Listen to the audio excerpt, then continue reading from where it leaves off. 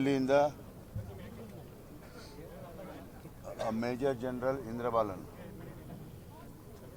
ಅವರು ನಮ್ಮ ಒಂದು ಕರೆಗೆ ಇಮ್ಮಿಡಿಯೇಟ್ಲಿ ಬಂದಿದ್ದಾರೆ.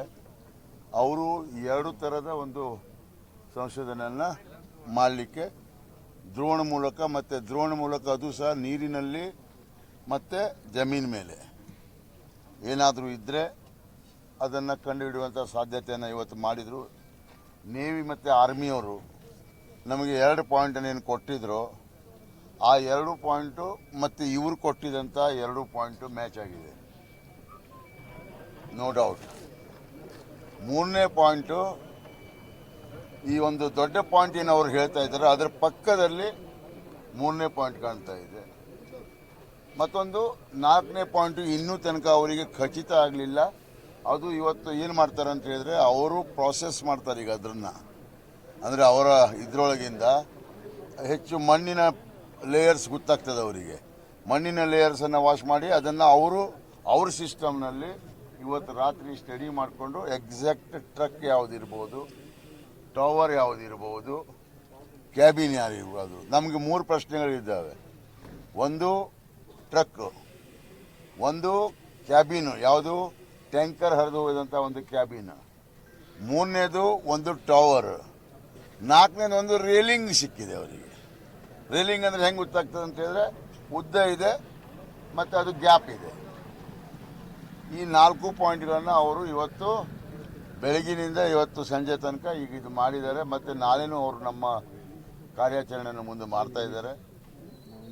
ಅದಕ್ಕೆ ಈಗ ನಮ್ಮ ಹತ್ರ ಸುಮಾರು 30ರಿಂದ 40 ಮೀಟರ್ ಮೇಲೆ ಗ್ಯಾಪ್ ಇದೆ. ಏನು ಈ ಜಾಗದ ಗ್ಯಾಪ್ 40 ಮೀಟರ್ ಮೇಲಿದೆ. ಆದ್ದರಿಂದ ನಮ್ಮಲ್ಲಿ ಇರುವಂಥ 3 ಬಾಡೀಸ್ ಅಂತ ಹೇಳ್ತೇನೆ ನಾನು. ಒಂದು ಅರ್ಜುನ್, ಜಗನ್ನಾಥ್ 2ನೇದು, 3ನೇವನು ಲೋಕೇಶ್, 4ನೇವನು ಶ್ರವಣನ್. 1 ಮಿನಿಟ್. ಶ್ರವಣಂದು ಏನಾಗಿದೆ ಪ್ರಾಬ್ಲಮ್ ಅಂತ ಹೇಳಿದ್ರೆ, ಶರವಣ್ ಅಂತ ಹೇಳ್ಕೊಂಡು ನಾವೇನು ಅಂದಾಜು ಮಾಡ್ತಾ ಇದ್ದೇವೆ, ಒಂದು ಹಾಫ್ ಬಾಡಿ ಸಿಕ್ಕಿದೆ. ಆ ಹಾಫ್ ಬಾಡಿ ಮೇಲೆ ನಾವು ಏನು ಮಾಡಿದ್ದೇವೆ, ಶರವಣರ ತಂದೆ ತಾಯಿಯರ DNA ಅಡ್ಮಿನಿಸ್ಟ್ರೇಷನ್ ಮತ್ತು ಪೊಲೀಸ್ ಡಿಪಾರ್ಟ್ಮೆಂಟ್ ಅವರು ಕಳಿಸಿದ್ದಾರೆ.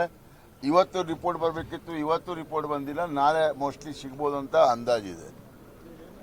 ಬಟ್ ನಮಗೆ ಇವತ್ತು ಇವರ ಒಂದು ಕಾರ್ಯದಿಂದ ಏನು ಗೊತ್ತಾಯ್ತು ಅಂತ ಹೇಳಿದರೆ 3-4 ಪಾಯಿಂಟ್ಗಳು ಖಚಿತವಾಗಿದೆ.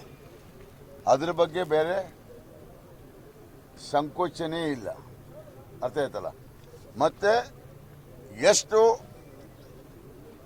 ಇವತ್ತೊಂದು ಮಾತು ಹೇಳಿದ್ರು ಅವರು, ಏನು ಅರ್ಜುನ್ ಬಗ್ಗೆ ಹೆಚ್ಚಿನ ಆಸಕ್ತಿ ಅಂದರೆ ಏನಿತ್ತು, ಆ ಕ್ಯಾಬಿನ್ನಲ್ಲಿ 17,000 ಆಕ್ಸಿಜನ್ ಲಿಮಿಟ್ ಏನಿತ್ತಲ್ಲ, 17,000 ಲೀಟರ್ ಆಕ್ಸಿಜನ್ ಇತ್ತಲ್ಲ, ಅದರಿಂದ ಮನುಷ್ಯನಿಗೆ 6 ಡೇಸ್ ತನಕ ಏನು ಪ್ರಾಬ್ಲಮ್ ಆಗುವುದಿಲ್ಲ. ಅಂಥ ಟೈಮ್ನಲ್ಲಿ ಅವ್ರು ಏನು ಹೇಳ್ತಾರೆ ಅದನ್ನು ಹೇಳ್ತೇನೆ.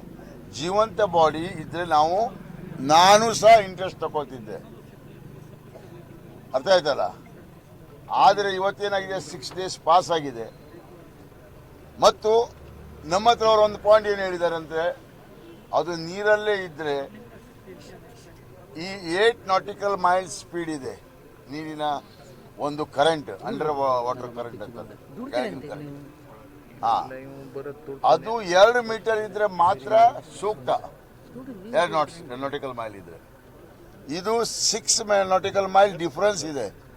ಅಂತ ಒಂದು ಪೊಸಿಷನ್ನಲ್ಲಿ ಒಬ್ಬರನ್ನ ನೋಡ್ಲಿಕ್ಕೆ ಹೋಗಿ ಇಬ್ಬರು ಬೇರೆಯವನು ತೊಂದರೆಗೆ ಬೀಳಬಾರ್ದು.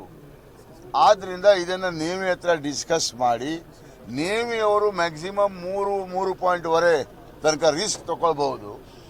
ಆ ರಿಸ್ಕ್ ತಗೊಂಡ್ರೆ ನಾಳೆ ಅಥವಾ ಇದರೊಳಗೆ ಒಂದು ಏನು ಡಿಸಿಷನ್ ತಗೊಳ್ಳಿ ಅಂತ ಹೇಳಿದ್ದಾರೆ. ಮತ್ತೊಂದು ವೆರಿ ಇಂಪಾರ್ಟೆಂಟ್ ಅಂತ ಹೇಳಿದರೆ, ಇವತ್ತು 3 ಬಾಡಿಗಳಿದ್ದಾವೆ. ಇವತ್ತು ರಾತ್ರಿ ನಾವು ನನ್ನ ಒಂದು ವಿಚಾರವನ್ನು ಇವ್ರ ಹತ್ರ ಹೇಳಿದೆ ನಾನು. ಅದೇನಾಗಿದೆ, ಈ ರೋಡ್ ಎಡ್ಜ್ ಉಂಟಲ್ಲ, ರೋಡ್ ಎಡ್ಜಿನಲ್ಲಿ ಓಲ್ಡ್ ರೋಡ್ ಎಡ್ಜ್ನಲ್ಲಿ ಮನೆ ಇತ್ತು, ಅಂಗಡಿ ಇತ್ತು, ಅಂಗಡಿ ಕೆಳಗೆ ಮನೆ ಇತ್ತು. ಮತ್ತು ಮಣ್ಣು ಇಲ್ಲಿಂದ ಬಂದು ಇದು ಹೀಗೆ ಹೋಗಿದೆ.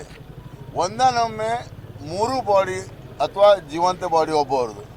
ನಾನು ಇವತ್ತಿನ ತನಕ ಅರ್ಜುನ ಸತ್ತಿದಂತ ನಾನಂತೂ ಹೇಳಿಕ್ಕೆ ಬಯಸಿಲ್ಲ. ಯಾಕಂತ ಹೇಳಿದ್ರೆ ಪಾಪ ಅವರು ಆ ಥರ ಪ್ರೇಯರೇ ಆ ಥರ ಮಾಡ್ತಾ ಇದ್ದಾರೆ, ಅವರು ಜೀವಂತ ಇದ್ದಾನಂತ ಹೇಳ್ಕೊಂಡು. ಅದಕ್ಕೆ ನಾವು ನನ್ನ ಪ್ರಶ್ನೆನೇ ಇಲ್ಲ.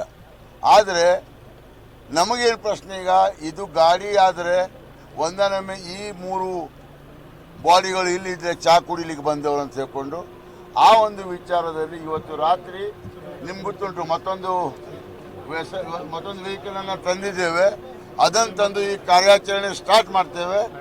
ನಾನು ರಾತ್ರಿ ತನಕ ಇದನ್ನು ಕಾರ್ಯಾಚರಣೆನ ಮುಗಿಸಿ ನಾಳೆ ತನಕ ಪ್ರಯತ್ನವನ್ನು ಪಡ್ತೇವೆ.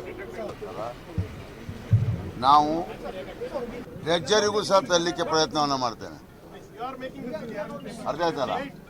ಅದಕ್ಕೆ ನಾಳೆ ಇವರಿಗೆ ಸರ್ವಿಸ್ ಏನು ನೀರಿನ depth up to Konkan railway bridge ಮತ್ತೆ ಗಂಗಾವಳಿ ಬ್ರಿಡ್ಜ್ ಹೊಸದಾಗಿ ಆಗಿದ್ದು ಅರ್ಧ, ಅಲ್ಲಿ ತನಕ ಎಷ್ಟು ನೀರಿನ ಡೆಪ್ತ್ ಇದೆ ಅಂತ ಅದನ್ನು ನಾಳೆ ಕಂಡುಹಿಡಿಯಲಿಕ್ಕೆ ಹೇಳಿದ್ದೇನೆ.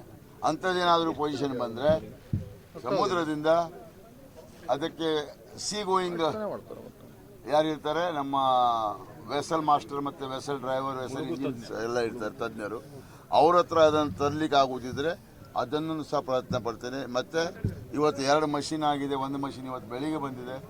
ಮತ್ತು ಫ್ಲೋಟಿಂಗ್ ಫಂಟೂನ್ ಅಂತೇವೆ, ಅದನ್ನು ಹೇಳಿದ್ದೇನೆ. ಅದು ಸಹ ಫಂಟೂನ್ ಬಂದರೆ ನಾವು ನೀರಲ್ಲಿ ಬಿಟ್ಟರೆ ನಾವು ಮುಂದೆ ಹೋಗಿ ಯಾರಾದರೂ ಡೈವಿಂಗ್ ಮಾಡೋರು ಗೋವಾದಿಂದನೂ ಹೇಳಿದ್ದೇನೆ, ಅವರಿಗೂ ಸಹ ಕರೆಸಿ ನಾವು ಈ ಪ್ರಯತ್ನವನ್ನು ಮಾಡುವ. ನನ್ನ ತಲೆಯಲ್ಲಿ ಇವತ್ತು ಇಷ್ಟೆಲ್ಲ ಮಾತಾಡುವಾಗ ನನಗೇನು ಕಾಣ್ತಾ ಇದೆ, ಚಾಕುಡಿ ಅಂಗಡಿಯಲ್ಲಿ ಅವರು ಕೂತ್ಕೊಂಡು ಅಲ್ಲೇ ಸರಿದಿದ್ದರೆ ಕ್ಯಾಬಿನ್ ಹೋಗಿರಬೇಕು. ಯಾಕಂತ ಹೇಳಿದ್ರೆ ನಮ್ಮಲ್ಲಿ ಆ ಗಾಡಿಯೊಳಗೆ 3 ಜನ ಮಲಗಿಲ್ಲ, ಮಲಗಿದ್ರೆ ಒಬ್ಬನೇ ಮಲಗಿರ್ತಾನೆ ಅರ್ಜುನ್. ನಮ್ಮಿಬ್ಬರು ಆ ಹೋಟೆಲ್ನಲ್ಲೇ ಇದ್ದರು. ಅದಕ್ಕಾಗಿ ಆ ಡೌಟ್ ಕ್ಲಿಯರ್ ಮಾಡಲಿಕ್ಕೆ ಈಗ ನೈಟ್ ನಾನು ಸ್ಟಾರ್ಟ್ ಮಾಡ್ತೇನೆ. ಮತ್ತು ಇದನ್ನು ಸ್ಟಾರ್ಟ್ ಮಾಡಲಿಕ್ಕೆ 2 ಮಷಿನ್ ತಂದಿದ್ದೇನೆ. ಫುಲ್ ನೈಟ್ ನಾನು ಟ್ರೈ ಮಾಡ್ತೇನೆ. ಮಳೆ ಬಂದರೆ ಸ್ಟಾಪ್ ಮಾಡ್ತೇನೆ. ಯಾಕಂತ ಹೇಳಿದ್ರೆ ಮೇಲಿಂದ ಜರುಗಿದ್ರೆ ಪ್ರಾಬ್ಲಮ್. ನಾನು ನಾಳೆ ಇದರೊಳಗೆ ಬೆಳಿಗ್ಗೆ ತನಕ ಏನಾದರೂ ಇಲ್ಲಿ ಸಿಕ್ಕಿದ್ರೆ ನಿಮ್ಗೆ ರಾತ್ರಿ ಯಾಕೆ ನಾನು ನಿಮ್ಗೆ ಎಲ್ಲರಿಗೂ ಏಳಿಸ್ಕೊಂಡು ಹೇಳಿಸ್ತೇನೆ. ನಮಗೆ ಮೇಲಿಂದ ಪ್ರೆಷರ್ ಭಾಳಷ್ಟಿದೆ. ಅಲ್ಲಿ ಏನಾಗಿದೆ, ನಮ್ಮಲ್ಲಿ ದಿಲ್ಲಿಯಲ್ಲಿ ಮೊನ್ನೆ ಸೆಷನ್ನಲ್ಲಿ ನಾವೇನೂ ಕೆಲಸ ಮಾಡಿಲ್ಲ ಅಂತ ದೊಡ್ಡ ಗಲಾಟೆ ಆಗಿದೆ. ನಾನು ಇವತ್ತು ಹೇಳ್ತೇನೆ ವಾಹಿನಿ ಮುಖಾಂತರ, ನಾನು ನನ್ನ ಚುನಾವಣೆಗೂ ಸಹ ಇಷ್ಟು ಕೆಲಸ ಮಾಡಿಲ್ಲ. ಇದನ್ನು ನಾನು ನಿಮ್ಮ ವಾಹಿನಿ ಮುಖಾಂತರ ತಿಳಿಸ್ಲಿಕ್ಕೆ ಹೇಳ್ತೇನೆ. ಯಾರು ಅಲ್ಲಿ ಮಾತಾಡಿದ್ರಲ್ಲ, ನನ್ನ ಚುನಾವಣೆ ನಾನು ಇಷ್ಟು ಓಡಲಿಲ್ಲ. ಆದರೆ ಯಾವಾಗ ಮನುಷ್ಯ ಅವನು ಜೀವಂತ ಇರ್ತಾನೆ, ಅವನು ಬದುಕಿರ್ತಾನೆ ಅಂತ ಹೇಳಿದ್ಮೇಲೆ ನಮಗೂ ಒಂದು ಖುಷಿ ಇರ್ತದೆ. ಅಂಥ ಕೆಲಸವನ್ನು ಇವತ್ತು 10ನೇ ದಿವಸ ನಾನು ಕಂಟಿನ್ಯೂಸ್ ನಾನ್ ಸ್ಟಾಪ್ ಇಲ್ಲಿ ಕೆಲಸ ಮಾಡ್ತಾ ಇದ್ದೇನೆ. ನಮ್ಮಲ್ಲಿ ದೊಡ್ಡ ಕಂಪ್ಲೇಂಟ್ ಆಗಿದೆ. ನಮ್ಮ ಪಾಪ ಯಾರು ಇವರು ಸಹ ಯಾರು ನಮ್ಮ ಉಸ್ತುವಾರಿ ಸಚಿವರು 3 ದಿವಸ ಇಲ್ಲಿದ್ದರು, ಅವರು ಅಲ್ಲಿ ಹೋದರು. ಆದರೆ ನಾವು 10 ದಿವಸ ಇವತ್ತು ಈ ಜಾಗ ಖಾಲಿ ಮಾಡಿಲ್ಲ. ದಯವಿಟ್ಟು ಇದ್ರ ಬಗ್ಗೆ ಪ್ರಶ್ನೆ ಸುಳ್ಳು ಅಂತ ಆದರೆ ನೀವು ಈಗಲೇ ನನಗೆ ಕೇಳಿ. ಇಲ್ಲ, ನಿಮ್ಮ ವಾಹಿನಿ ಮುಖಾಂತರ ನಾನು ಹೇಳಲಿಕ್ಕೆ ಬಯಸ್ತಾ ಇದ್ದೇನೆ. ಮಾನ್ಯ ಮುಖ್ಯಮಂತ್ರಿಗಳು ಸಿದ್ದರಾಮಯ್ಯವರು ಬಂದಾಗ ಒಂದೇ ಒಂದು ಮಾತು ಹೇಳಿದರು, Satish you should not come ಅಂತ ಹೇಳ್ಕೊಂಡು. You have to be here for 24 hours. ಎಲ್ಲ ಆದಮೇಲೆ ಬಾ, ನೀನು ಅಲ್ಲಿ ತನಕ ಸೆಷನಿಗೆ ನೀವು ಬರ್ಕೊಡುದು ಅಂತ ಹೇಳಿದರು. ಆದರೆ ಅಲ್ಲಿ ಹೋಗಿ ದಿಲ್ಲಿಯಲ್ಲಿ ಸೆಷನ್ನಲ್ಲಿ ಬೇರೆಯದೇ ಒಂದು ವಾತಾವರಣ ಬಂತು. ಏನಂತ ಹೇಳಿದರೆ ನಮ್ಮ ಕುಮಾರಸ್ವಾಮಿಗಳಲ್ಲಿ ಹೋದ ನಂತರನೇ ಇಲ್ಲಿ ಕಾರ್ಯಾಚರಣೆ ಸ್ಟಾರ್ಟ್ ಆಗಿತ್ತು ಅಂತ ಹೇಳ್ಕೊಂಡು. ದಯವಿಟ್ಟು ಇದರ ಬಗ್ಗೆ ತಾವೇ ಬೇಕಾದ್ರೆ ಅದನ್ನು ಒಂದು ಹೇಗೆ ಬರೆಯುವುದು ಅಂತ ನೀವು ಬರೀರಿ, ಸತ್ಯವನ್ನು ಬರೀರಿ ಅಷ್ಟೇ. ನಾನು ನೀವು ಸುಳ್ಳು ಬರೀತೆ ಅಂತ ಹೇಳಿಲ್ಲ, ಸತ್ಯವನ್ನು ತಿಳಿಸಬೇಕು. ಪ್ರಾಮಾಣಿಕವಾದ ಕೆಲಸ ಮಾಡೋರಿಗೆ ಯಶಸ್ಸು ಸಿಗ್ತದೆ, ಯಶಸ್ಸು ಸಿಗುವುದಿಲ್ಲ ಬೇರೆ. ಆದರೆ ಮಾಡಿದಂಥ ಘಟನೆಗಳನ್ನು, ಮಾಡಿದಂಥ ಕೆಲಸಗಳನ್ನು ಇಲ್ಲಿ MLA ಇಲ್ಲ ಅಂತ ಹೇಳಿದ್ರೆ ಎಷ್ಟು ದುಃಖ ಆಗ್ಬೋದು. ಮಾಧ್ಯಮಗಳಲ್ಲಿ ಸರ್ ಆ ಥರ ಬಂದಿಲ್ಲ. ನೀವು ಒಪ್ತಿರೋ ಇಲ್ಲ, ನಾವು ಗುಡ್ಡದ ಕೆಳಗೆ ನಿಂತು ಕೆಲಸ ಮಾಡಿದ್ದೇವೆ, ಹೌದಾ ಸರ್? ಮಾಧ್ಯಮಗಳು ಬರ್ದಿಲ್ಲಲ್ಲ, ಯಾವುದು ಗುಡ್ಡದ ಕೆಲಸ ಮಾಡಿದ್ದೇವೆ. ಅಲ್ಲ, ಅಲ್ಲಿ ಅವರು ಹೋಗಿ ಹೇಳ್ಬಿಟ್ರು, ಮತ್ತೆ ಇದನ್ನ ನಮ್ಮ ಮೇಲೆ ಬಾಂಬ್ ಹಾಕ್ಬಿಟ್ರು. ಇವತ್ತು ನನಗೆ 10 phone why are MLA leave it ಅಂತ ಹೇಳ್ಕೊಂಡ್ರೆ ಸರ್ ನಾನು ಹೇಳಿದೆ ಬೇಕಾದ್ರೆ ನೀವು ಪ್ರೆಸ್ನವ್ರಿಗೆ ಕೇಳಿ ಅವ್ರು ಏನಾದ್ರು ಪ್ರೆಸ್ನಲ್ಲಿ ನಿಮ್ಗೆ ಏನಾದ್ರು ಮೆಸೇಜ್ ಆ ಥರ ಸಿಕ್ಕಿದ್ರೆ ಐ ಆಮ್ ರಿಸೈನಿಂಗ್ ಅಂತ ಹೇಳಿದೆ ಆ ಥರ ಮಿಸ್ಕಮ್ಯುನಿಕೇಶನ್ ಹೋಗುದು ಬಹಳ ತಪ್ಪು ಕಾಣಿಸ್ತಾ ಇದೆ. ನನ್ನ ಆಯುಷ್ಯದಲ್ಲಿ